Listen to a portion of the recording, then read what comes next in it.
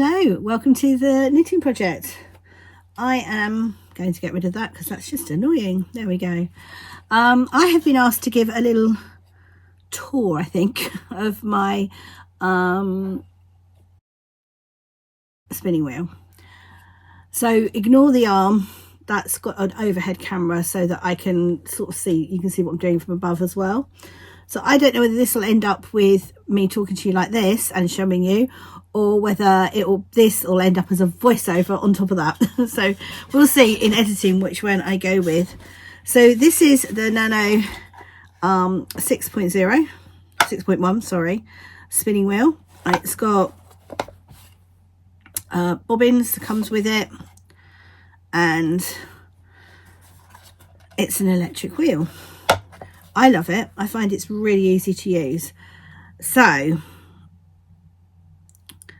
can't really show you how to set up the bobbin because obviously I have a bobbin on the go, but what I can do is show you how to do some prepping. So this is one of my little packages. I haven't done any more since Vlogmas just because life has completely got in the way.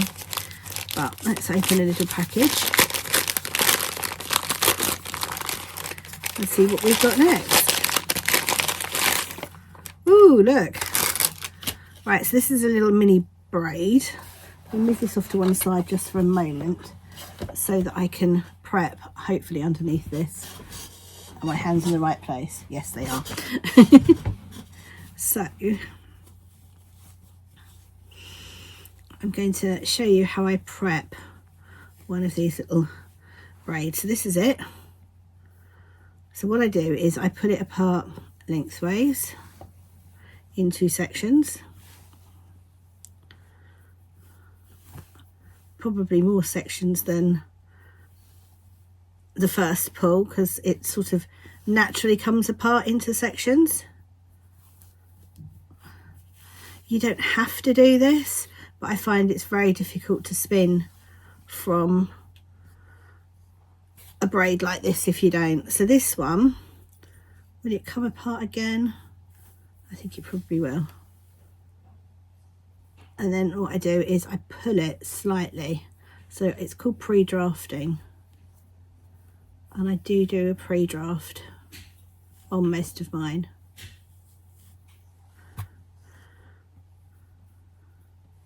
So while we're drafting, I apologise for any ambient noise. My family are around and about. Might get interrupted, you never know. I think that's the coffee machine about to go on. I've really enjoyed using this wheel. I haven't plied with it yet.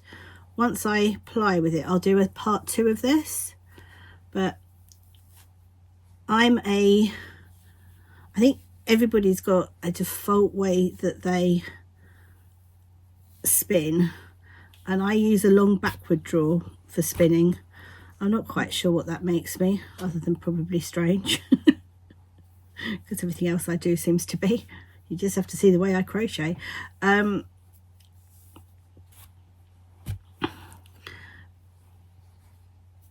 But my main advice with spinning would be just have a go and enjoy it. I mean, there are right and wrong ways, and there are serious spinners out there that produce beautiful yarn. And if that's your end goal, I would suggest you take some courses. There are many guilds around where you can borrow spinning wheels, borrow spinning equipment. They do talks, they do classes. There are online classes. I actually learnt with my first wheel. I learnt from a craftsy class, and that's how I got started. But nothing beats just getting yourself some fibre and having a go. Doesn't matter if it's thick and thin. It's gonna be thick and thin when you first start. It doesn't matter. What does matter is for you to get a feel of how you like to draft, whether you like the backward draft, the forward draft, whether your default is a very fine spin or all over the place, which is what mine is.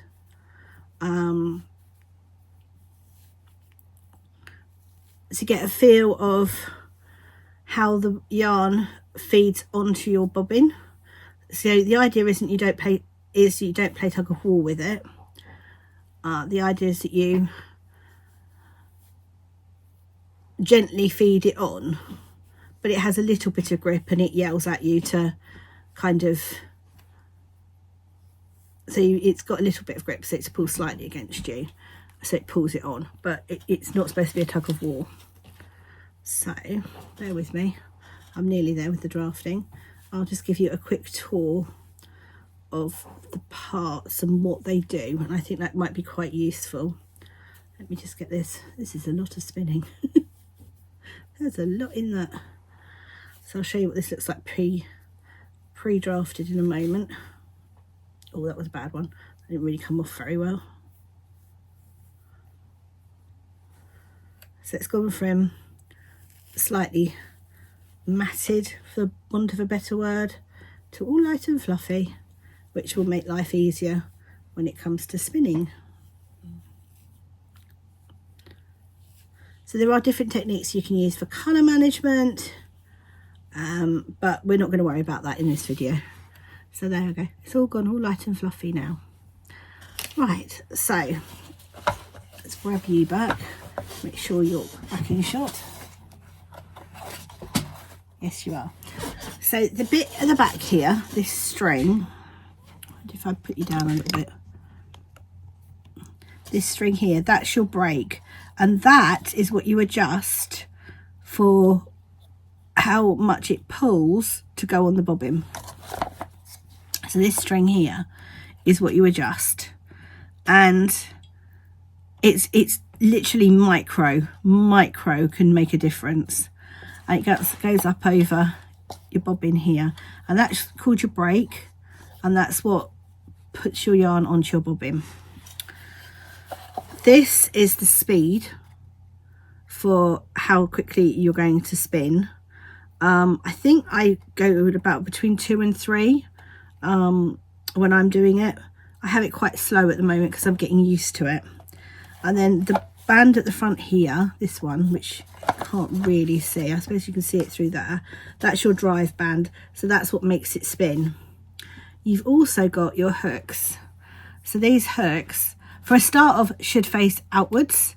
Now these end bits do come off, so if your hooks don't face outwards, which mine didn't and threw me for a little while when I first set this machine up, you can slide these off and turn them round, which is what I had to do. So they now face outwards, and it makes much more sense.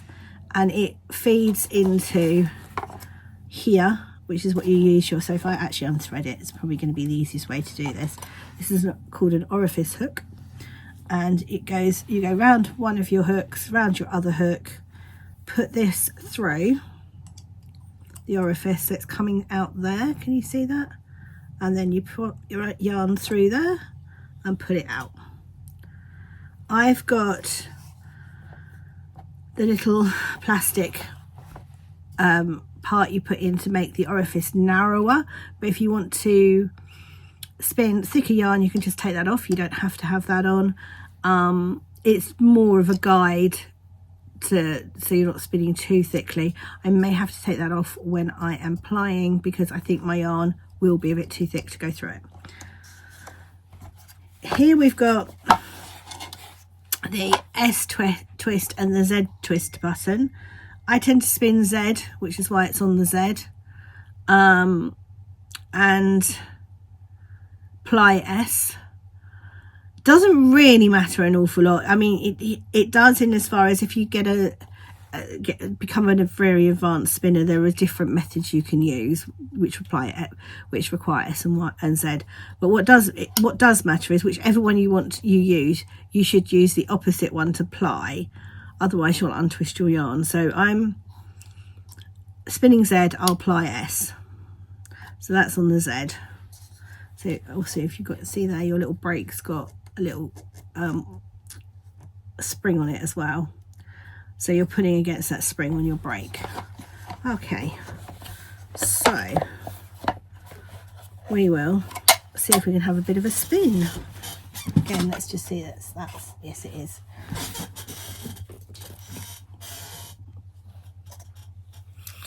Right, let's try maybe that. Try and put it so that you can see my hands a bit more, because I don't think that top one will catch on my hands. So obviously I have finished with this bit and this is my start, so I'll start it going a little bit and I will just let it start to twist in with the old bit. There we go, starting to twist in, starting to twist in, and we're into the new. There we go. So I'm not putting against it at all, just feeding it in, and I'm backwards drawing, so I'm getting that, pulling back and then just letting the twist in, pinching with this hand, pulling back, again pinching with that hand to stop the twist coming in, pulling back, letting the twist go. So pinch, let the twist go, pull back, pinch, pull back, let the twist go. Oh, that's a thick bit. Pinch, pull back, let the twist go, pinch, pull back, let the twist go, pinch, pull back, let the twist go. And that's basically how I spin. That is a bit slow. I'm going to amp it up a little bit, otherwise I will be here all night.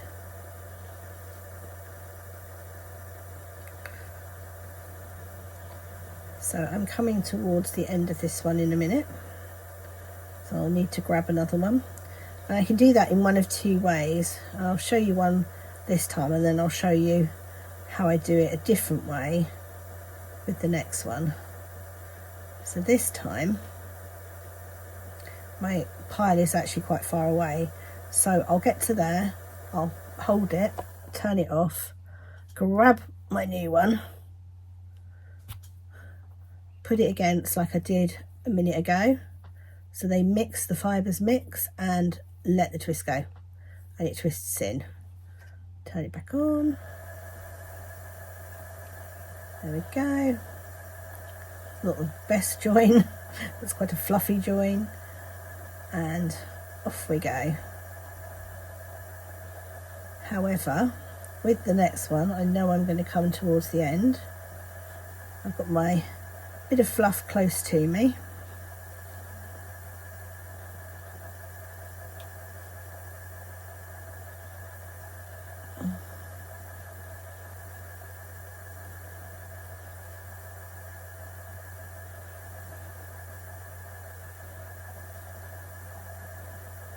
Just going to grab it, hold it at the bottom there, and away we go. It's just mixing straight in.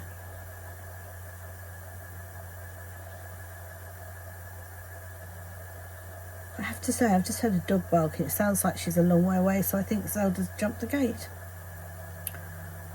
Excellent.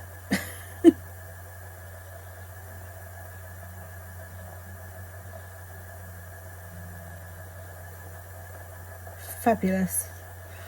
So yeah, that's basically how I spin. What you do need to do is so that you get an even bobbin, which, let's face it, we know I didn't during Vlogmas with the first bobbin. I'm trying to do a bit better with the second bobbin. Is I do it when I come to the end of the section that I'm spinning, which will be in a moment or two. That bit's a bit matted, it won't spin. Right, I will turn it off. I will grab my hook and I'll slide it along a little bit. And I do that each time I go to change some fluff.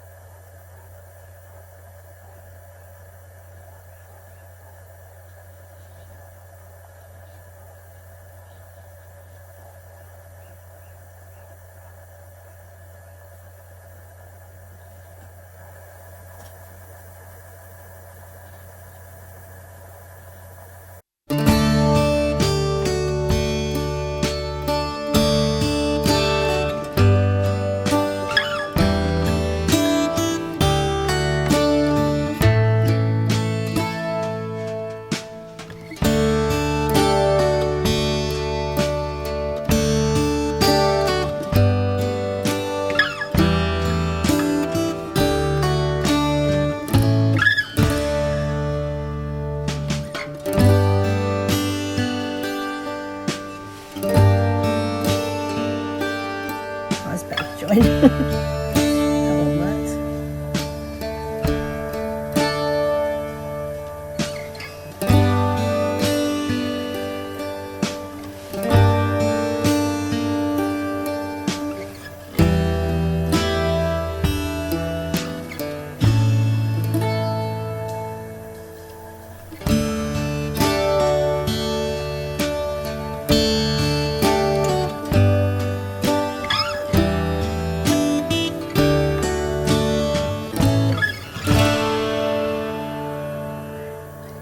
Right, so that's it. That's my spin on today. I think that bit there.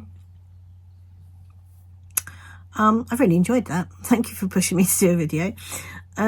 It's lovely. I'm really enjoying this wheel. It's a good wheel. So this is my second bobbin from the advent that I've got. My first bobbin is this one. And like I said, you can see it's all thick and thin and, you know, but it's actually not that bad. It is quite even. I'm quite looking forward to seeing this plied up. So that's that end. And this end's more fun. That's that end. And as you can see, that's a very packed bobbin. These bobbins hold a lot, which is good. So we will see whether we do a little bit of spinning every day from now on. That might have got me back into the habit. If there's anything else you want to know or any questions you might have, please leave them in the comments below and I will try to answer them on a different video. I will do a part 2 when I come to ply, because I haven't plied yet. So plying, if you don't know, is when you put the two together. So at the moment this is called a single. So this is a single, and you can leave it as a single, but it's quite fragile. So normally you would ply it, and you can either ply it with, well, you can ply as many as you like together, but I'm just going to ply 2 together. You can ply 3 and do what's called a chain ply.